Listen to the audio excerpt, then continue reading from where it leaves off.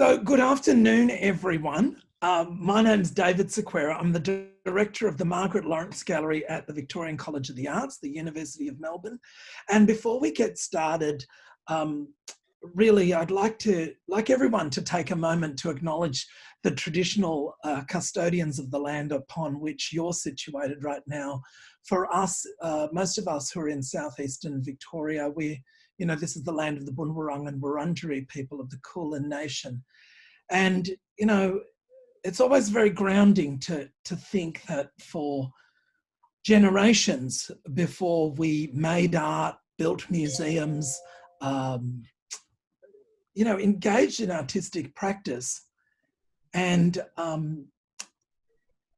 for generations before we began that, the traditional custodians of this land practice song, dance, ritual, visual arts, and that those traditions, those rituals continue today.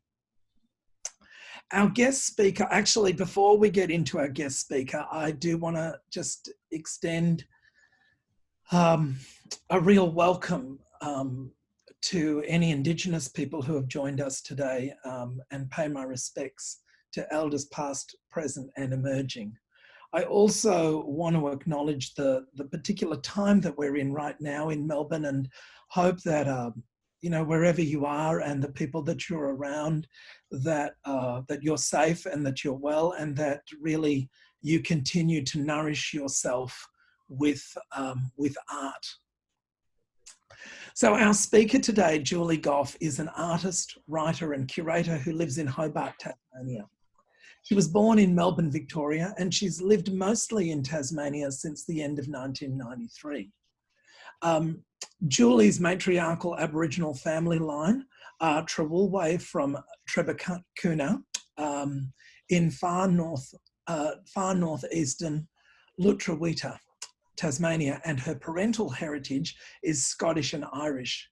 Julie's research and art practice involves uncovering and representing subsumed and often conflicting histories that often refer to her family's experiences as Tasmanian Aboriginal people.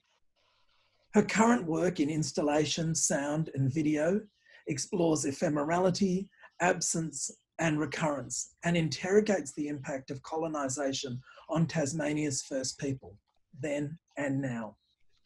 Julie's work is held in most state and national collections, and a major survey of her work, Julie Gough, Tense Past, was held at the Tasmanian Museum and Art Gallery in 2019. Wherever you are, please make our guest speaker, Julie Gough, very, very welcome. Thanks, David. That's a bit of an intro. Thank you. I'll go with the share screen mode maybe. Yes, please. Yes, so I also would like to pay my respects to peoples of the Kulin Nation where this is being hosted, and also to all First Peoples who are watching. And I worry for everyone across the water with COVID right now, so our thoughts in Tasmania are with you. I'm on the land of the Mawinina people, who are the original custodians of this country. However, they didn't survive colonisation. So this is where the contemporary Aboriginal community of Lutruwita, Tasmania, are responsible for the entire island in the absence of so many different peoples that didn't make it past the 1830s. I'm just working my way into, so my traditional country, as David mentioned, is Tebrikunna, far northeastern Tasmania. Did that work as a screen share? We're okay with that? Not sure. Not yet. Not yet. Wait a minute. Let me see what I've done there. Just do that. Yeah. Here we go. Maybe that. Yep. Maybe that. Yeah. Is that we're on track there? Thanks. Just interrupt me if I get stuck on any I can get sidetracked if I go on any divergences that are take us somewhere for hours. So country is far northeastern Tasmania. My people are Trawlwoolway, and my family's lived in the mostly in the region of Latrobe, Devonport since the 1840s. as the from descendants of Wirramanala-Genna, Warrachamartiana ancestry via the Briggs line, and then the Johnson, Gower and Vincent family. So yeah, today I'm going to speak to the artworks that I've made and in relation to the kind of how, what, why, when, like what drives me and informs my artworks, and yeah, what, why, I suppose, pretty much, what influences me. So yeah, as David mentioned, I grew up off country. I grew up as a child in Melbourne, and this is my home country here, however, and it's a lifelong journey to return and reconnect.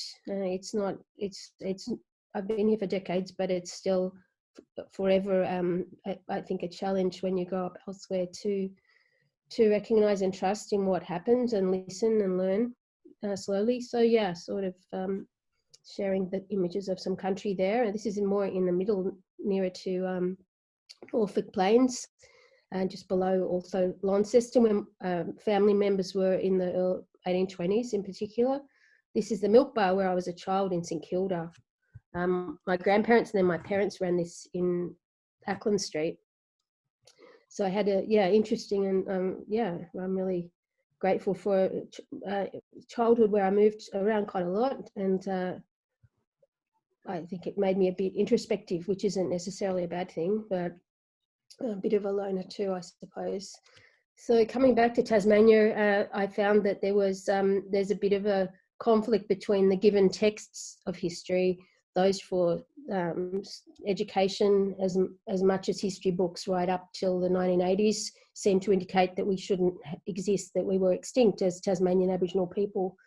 So this is, I think, the moving home to this island and this country has been, as I said, a bit of a try and understand, unpack, work through, sort out, like what happened here, what happened to my family, where are we at? So taking stock and measure and accounting for the missing and the dead in particular seems to be an ongoing theme and process of my work. So yeah, for example, this is one of the early almanacs for each year that were produced in the right through till the 1950s, I think. This is saying the accounting for Aboriginal people in the woods.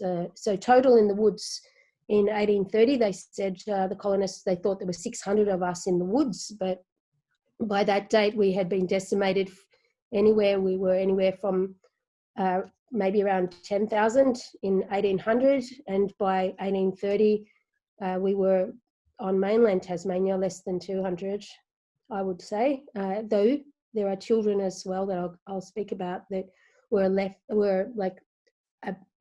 held by colonists and not with their families and communities, and so they were missing. They were kind of missing from us, missing from being registered, and still to this day a big question for me.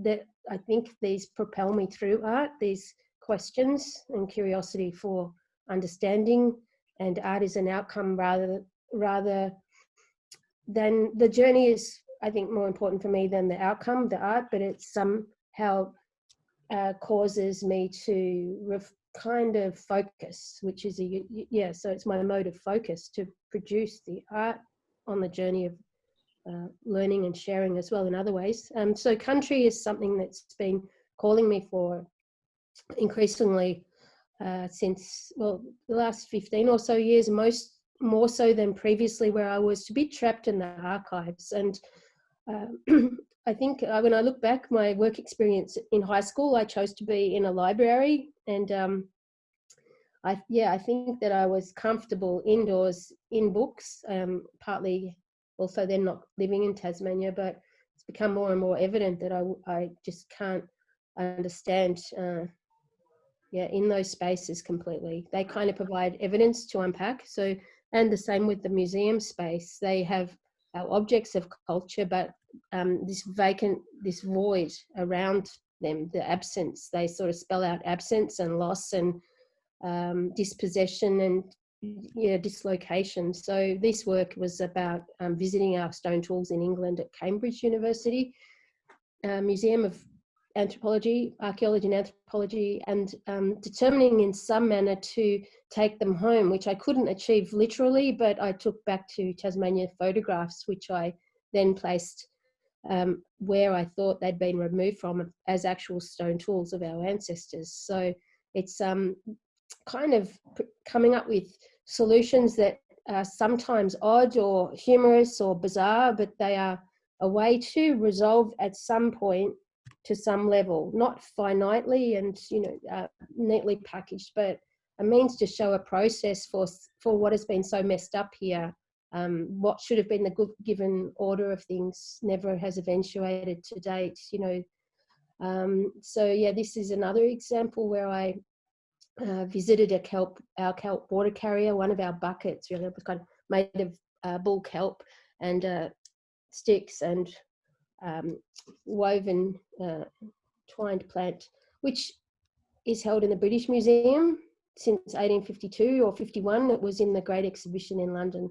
So the video, this is a few stills from the video you can watch online, is showing how I'm unpacking this object, and it's just so held firm in this tiny box and so far from its intended purpose and its original people. And so then what do you do with that? I could only then combine it with footage of where I think it was from, in the sea and next to the sea, and from us, and remade then one kind of in the same manner that I exhibited adjacent, and that one had a hole that I made in it, so it became a kind of I call it a timekeeper. This, like, how many generations and years the original, the one before, has been held offshore in London. Can it come home, and when? Yeah, so this idea of time passing, how to mark time, how to show time, and also the cross-cultural aspects of this island where we've lived together for 6, 7, 8, 9 generations, the colonists, descendants of colonists and convicts and Aboriginal people. So sometimes hybrid, I make these objects between both, and how they kind of produce something together that's uncanny for me. These are stilts, but they're spears as well. They're talking to the idea of the impossible return, how I wish I could go back in time sometimes, but yeah, it's an impossible desire. They're stilts, but they're spears, and they'll get stuck in the ground if I try to walk on them. They won't take me anywhere. In the same way I made these, like the time capsules. Could I swallow these? I made them out of cuttlefish bone in my on country in the northeast, and thought, oh yeah, maybe these could work. I could go back. And then the bitter pill, I was thinking, yeah, I'd probably, travel through time. It feels like that is every day up there anyway, but I'd probably encounter an ancestor and be speared immediately before I could say, no, it's me, I'm back. This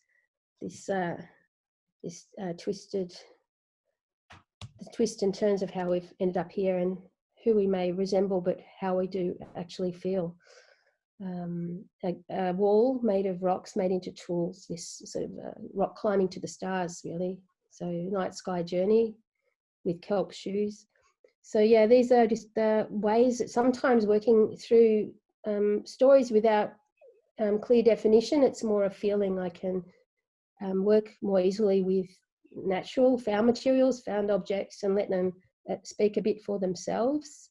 So this was one of those works as well on Bruny Island, where this is where a sod hut was built by the government. It was a hut made of kind of rammed earth, and it was supposedly the first site where we were, our ancestors, to be civilized, Christianized by a lay preacher, George Augustus Robinson, who eventually made his way across to Kulin country, and I apologise for that we didn't get rid of him before he made his way across the water. But he did many nefarious deeds and managed to exile 2 of my ancestors to Wyberlina on Flinders Island.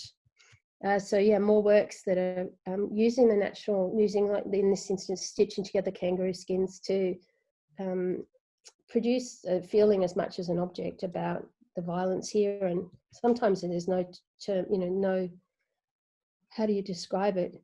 Visually is a challenge. This is a kind of mourning necklace made of coal, like the grief of what has happened. But this is coal dug up in the centre of Tasmania in the Fingal Valley, where where there's a large number of colonial properties still standing, such as, so I named several of them after these large land grants where violence was showered upon us. The land grants has led me on a big journey of trying to work out, and let's talk about that, accounting for the loss of land and what happened to ancestors. And so the process of adding to this film the acreage and the locations of the land grants, which meant the film ended up being 3 hours 43 minutes, was a bit of a task, and really then led to more and more work. So none of them are in isolation, and they all contribute to the next. And so it's not like they feel like finished works in themselves. They just are part of the journey of learning and sharing. So this was one of my first film works where I work with different editors. So I produce what I want in this instance. I started out thinking, I was told to make a storyboard, and so I'm a bit literal sometimes, and so I got a board and cut up, made all the screenshots into little and constructed. This was double screen work, double projection work, and split work and split screen. And so yeah, this was a bit literal because when the editor arrived and opened the front door, they blew everywhere because blue tack would have been a good idea.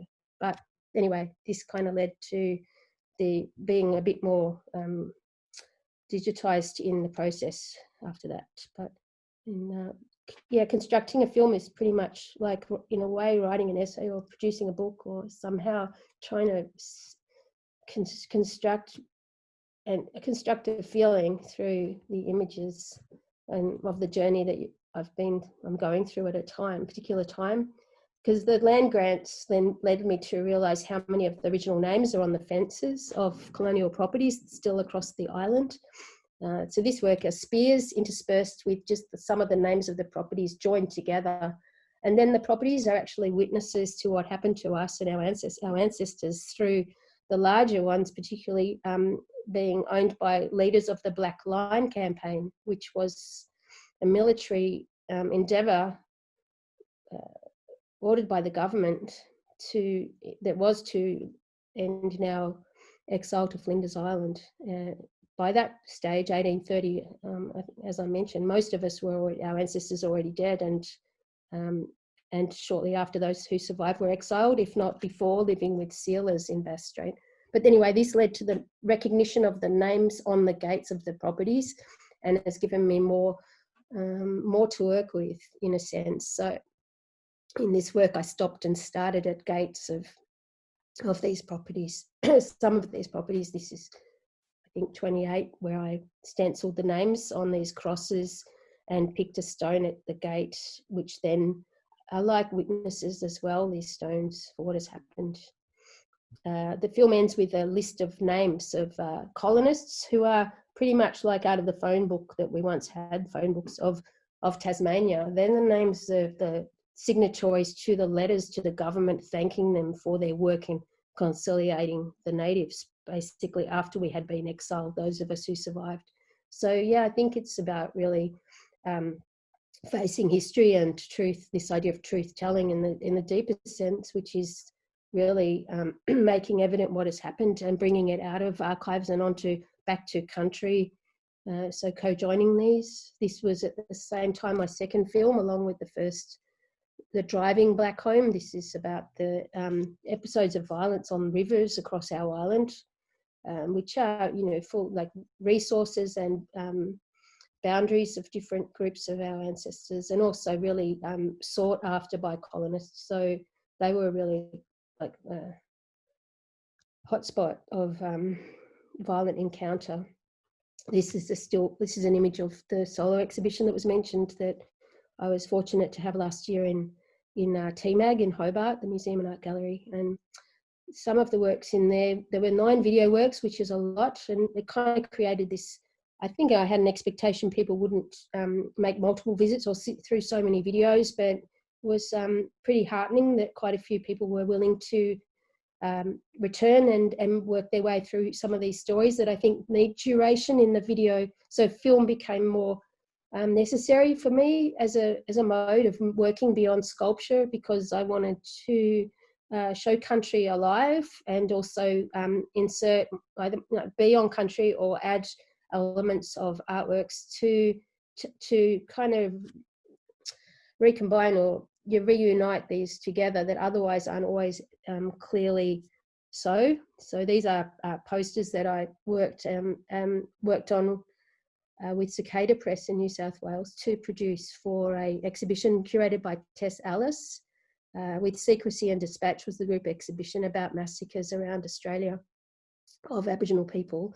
And these were 10 posters that are silk screened and etched of 10 locations where extreme violence happened to us, murderous violence. And so then I also went around Tasmania and placed them in those locations and filmed them.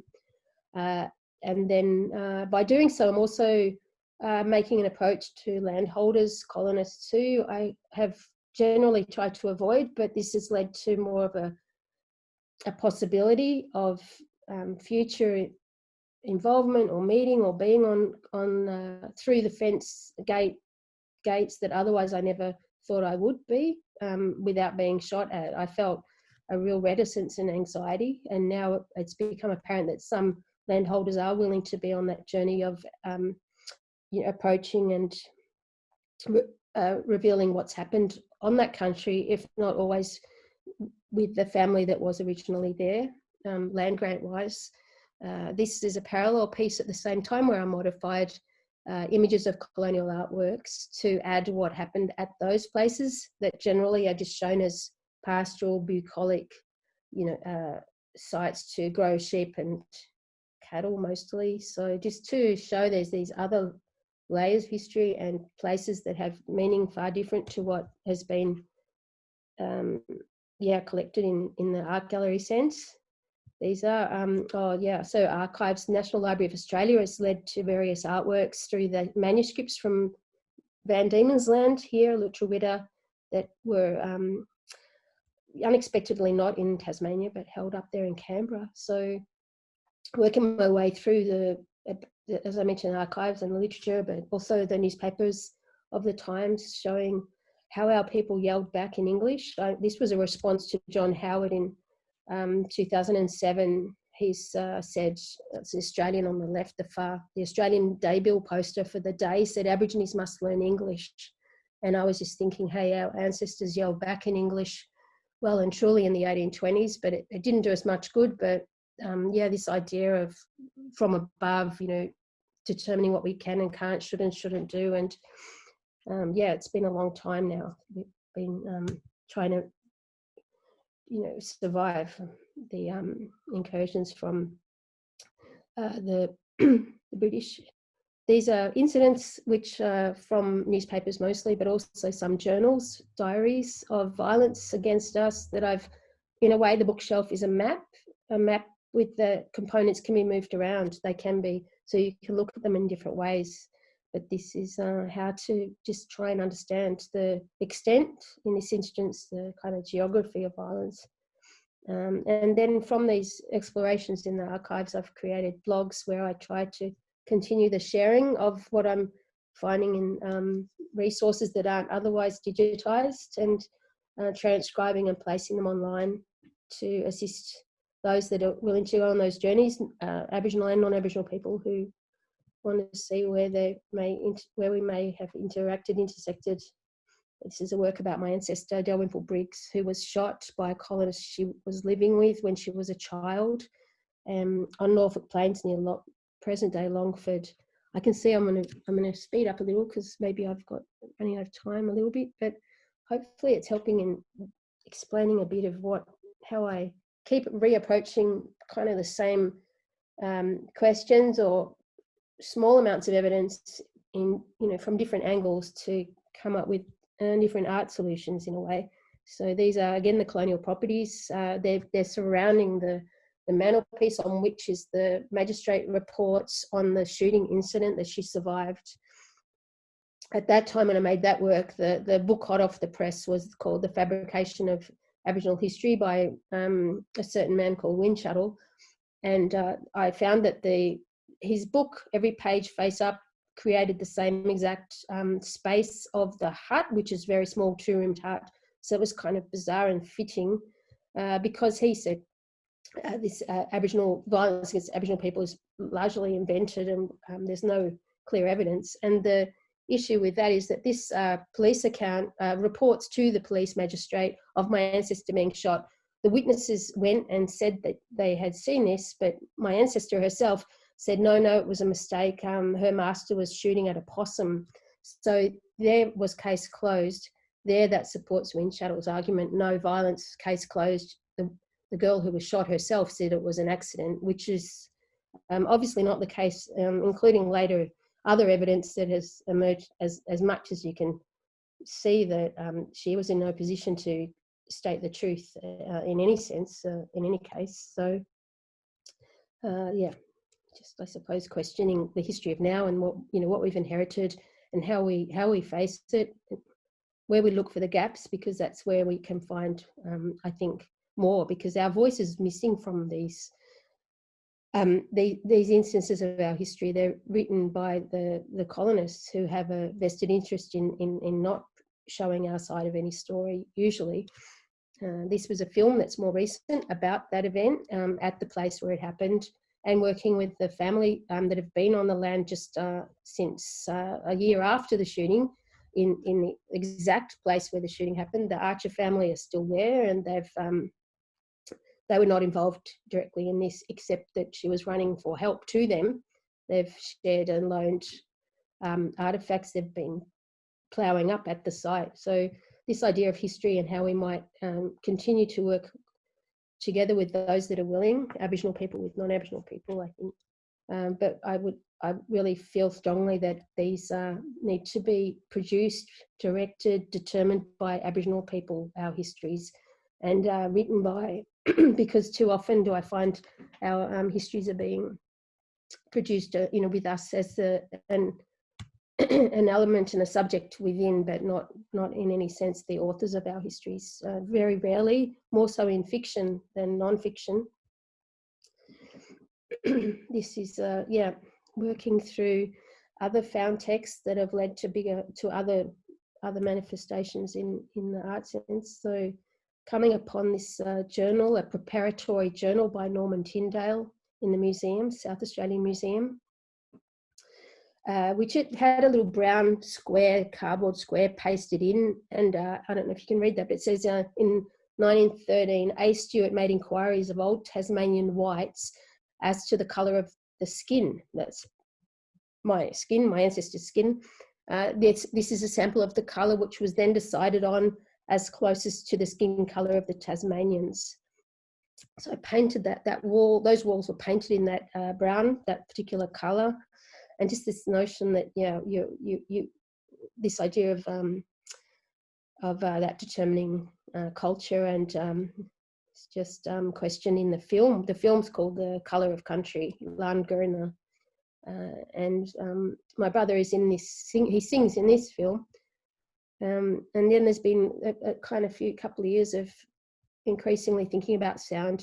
So I learned to sing this song that was transcribed probably in 1830 by a colonist in Hobart town, and the language of our people. So, and then creating a film with a backdrop for a requiem work, which I learned a lot through working with Michael Gissing, who is a professional filmmaker and editor.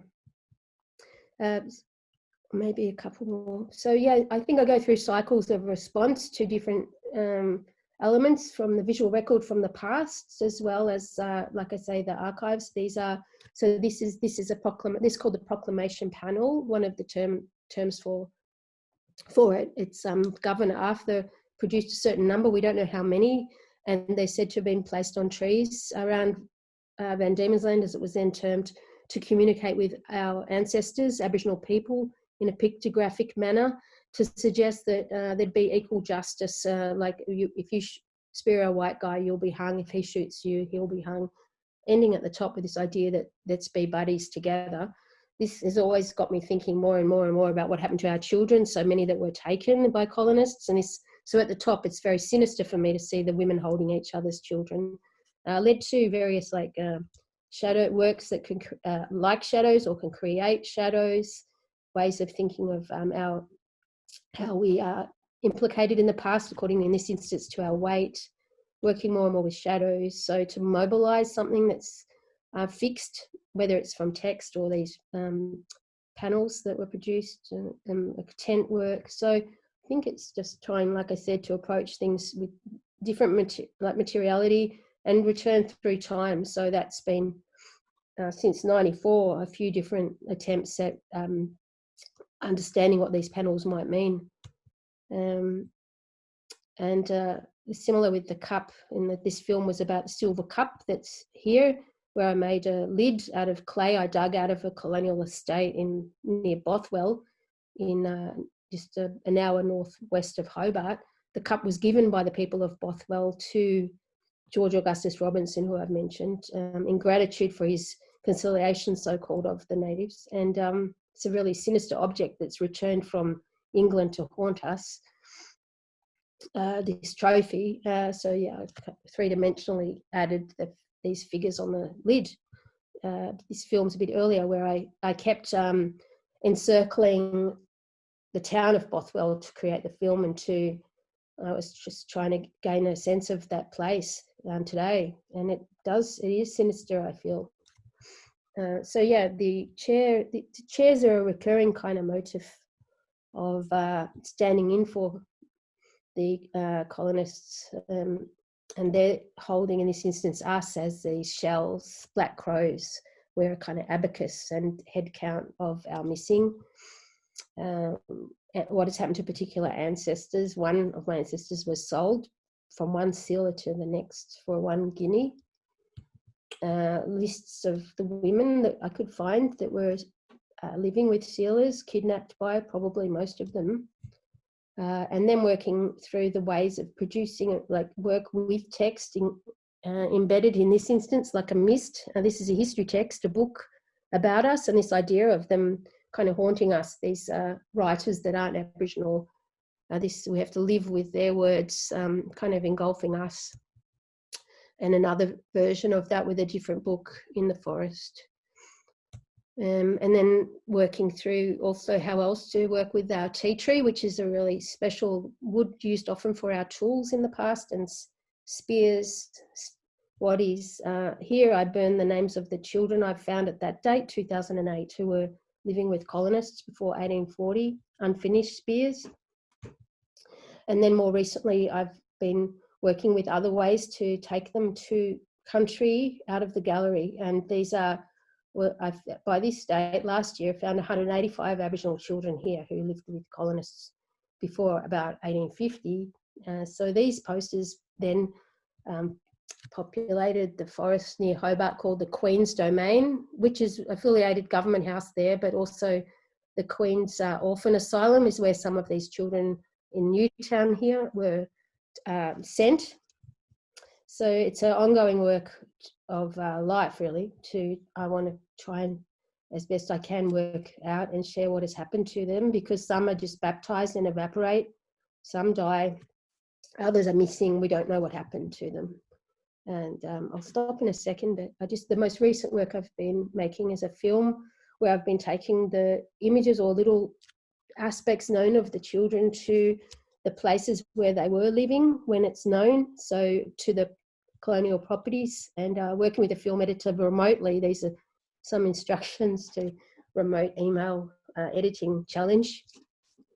So this is Fanny Hardwick, who lived near Longford, only about 3 miles from my ancestor at the same time, Dalrymple Briggs, and another girl who lived near Campbelltown, Tubalongata. So yeah, that's been very recent. Now, working my way to a couple more. So running through and being on country myself, and the work's taken me on country, has been kind of resuscitates me, and as much as it can. I mean, there's a kind of grief in the way we're locked down and what country looks like often now, denuded and damaged, but it's still a way. And also sharing what is happening with others on our country. So this work, Observance, is about our ancestral country now being the home of a eco walk, the Bay of Fires walk. I took it upon myself to stalk and film them over various visits, camping visits, for an exhibition at Tandanya in Adelaide called Deadly Between Heaven and Hell. And that's my heaven and my hell, whereas where for years I've been hiding from the eco-tourists that were heading through, and in a way supporting their eco-experience of wilderness by not showing myself. And so there's this kind of shame in supporting their endeavour, but at the same time I don't want to encounter them. And then while I'm looking through the bushes at the tourists, I'm almost reliving my ancestors' experience of watching newcomers. So just this film was hopefully expressing some of that, including our last language words of that period, which were for incoming violent, mostly violent encounters and objects and introduced species. The last couple of shots are here today are of films where I've worked more and more also with my brother and sometimes my mother. So these are stills, but they're online on YouTube, where we go on a particular journey to find something that we never do find. And that's just the way the country is, whether it will let you find something, but also how overgrown and sometimes, yeah, it's needs help really. A lot of a lot of places are infested with introduced weeds and gorse. And so this another work where I found a shoe and a gruesome story that with my brother and I talk about my mother, this Manalagena, one of my ancestors, and just stopping next images about how it's important that we keep that spark alive of us and work our way to a future, because I do get stuck in the past, and it just inspires me to see the work that other people are doing. And my family and extended community in the northwest of Tasmania and Devonport and Latrobe, as I mentioned, are working hard to bring Aboriginal people together, but also the local non-Aboriginal communities to learn and share together, to be together, and to carry this flame that our ancestor carried way back. In this image, it's around 1830. So I'll stop there, and thanks for listening. Julie, thank you. Thank you so much for that presentation. It's just, it's just incredibly generous of you to take us through all of that. I have a bunch of questions, and I'm hoping we can get through some of them. Sure. The first one is from Emily, and she asks, is there a book or some sort of resource that you can recommend that gives people an understanding of First Australians in Tasmania? That's a really good question. There's a couple of biographies that are very of particular, like older biographies of particular elders, and there's one book about what happened on the islands with our ancestors and sealers. That's called Grease and Ochre by Patsy Cameron. There's been a book produced about this, a bit self-promo or something, but UWA Press produced a book on my art, which has, I suppose, because of the nature of the artworks, it kind of has a certain amount of history and woven throughout it. That's called Fugitive History. That was 2 years ago. I really hope that we produce more books here on this island, Aboriginal people, about ourselves. As I talk about it, because there's 10 books about us in the last decade, but not by us. So I suppose that's kind of where we're at the moment. There's Lyndall Ryan has produced four editions of a book about Tasmanian Aboriginal history. So that's a kind of go-to factoid type book about what has happened here. I think that's called the Tasmanian Aborigines by Lyndall Ryan. So there's a kind of book, but again, as I said, not by us. Great. I've got another question from Crystal, and she asks, "Hi Julie, I can imagine looking through the archive to uncover historical accounts about your ancestors and country can be traumatic. What advice do you have for mob who are looking through the archive as well?" It's good to go in. I think it's good to go in with a friend if you haven't spent much time in them, just to kind of not feel engulfed by what you're looking at, and the process of access, and sitting amongst people where it's a bit more academic. I think a lot of people in archives are doing academic work, not actually work that is deeply personal. So in the sense of that you're not going to find pleasant things in the archives, Aboriginal people, whereas even non-academic researchers looking at their family are often, colonists who have land grants, and they're in the archives a lot because they did well, and they're not looking at unhappy histories from their perspective. So yeah, I'd say go in with someone when possible, and I go in kind of like with an invisible shield around me to cope, like a kind of I'm going in, it's like the war zone of words. Yeah. I've got a question from Johanna, who asks, "Julie, thank you for your presentation. It sounds to me like you're doing the work of multiple people, resuscitating history long buried. I'm particularly interested in your work digitizing, in digitizing work that is not otherwise electronically available. Do you get funding or help with that work? And if not, why do you think that's the case? And is this something that volunteers could help with?" Yeah, these are great questions. So the first blog came about thanks to this man called John Harms, who was then the manager of Manning Clark House in Canberra. And I'd applied through CAL, the copyright agency, then had residencies in Manning Clark House, because I'd been alerted by family researchers who had told me that there'd been the account of our ancestor being shot at near Longford in 1825, who I mentioned, Dalrymple Briggs, that these were held only in Canberra in this manuscript for 251 series. So I went up and found that on a visit to do something else, maybe with the art school, in fact, I'm thinking. So I managed to, request the box, sit there, find the account, read it in the copper plate, and then I thought, oh no, because then I opened it and then I found more stories of Aboriginal people present or deeply involved in other events in northern Tasmania, but in the 1820s and 1830s. So then I went, oh, this is serious. I can't just extract my family story there. There's more. And then I was talking, I think maybe the librarians alerted me, or I'm not sure how I found out about this residency at Manning Clark House. So then I came back, and I think I had like a month in there and walked to the National Library and transcribed it. So it was the accommodation, it was funded. So that was a funded, an amazing experience, which I don't think happens anymore in that manner. So because at that point I thought I was so engrossed in transcribing all of it, all of the stories, which were not always Aboriginal content. I realized, I thought, oh, everyone will find this fascinating. I met with the librarians and they're like, no, this isn't a book, this is just data in a way, like transcribing it, but it's not going to get a book contract. So that I thought, I sat back and thought, I don't know what to do now. I didn't have a blog or website, nothing. And then, so back at Manning Clark House, I was talking to John Harms, and he said, look, I think he does football radio shows and stuff.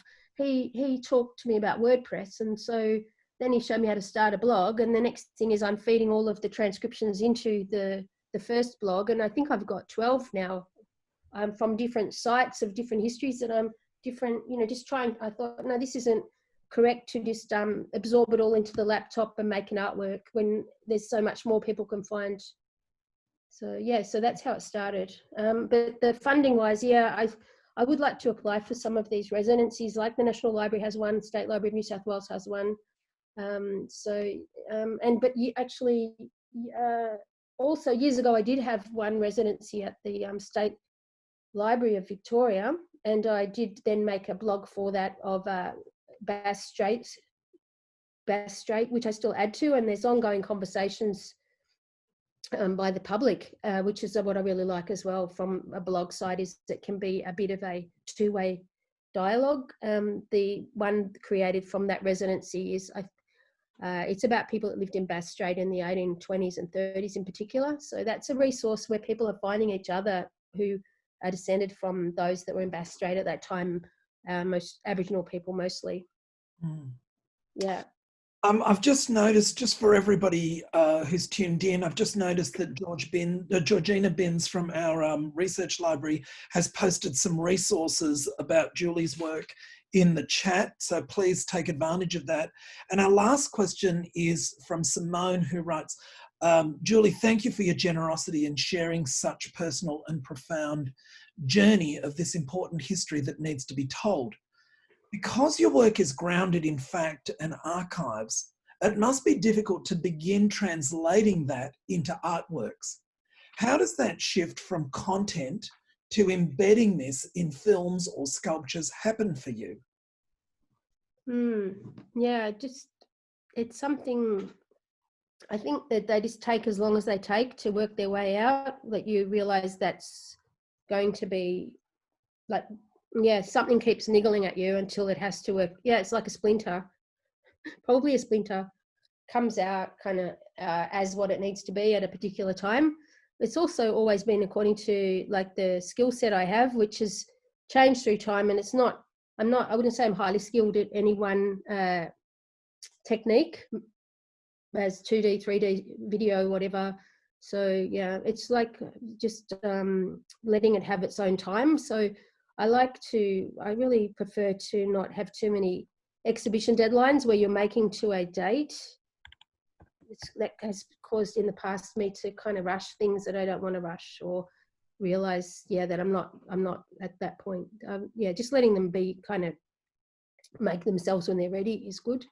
I'm sure I answered that question then.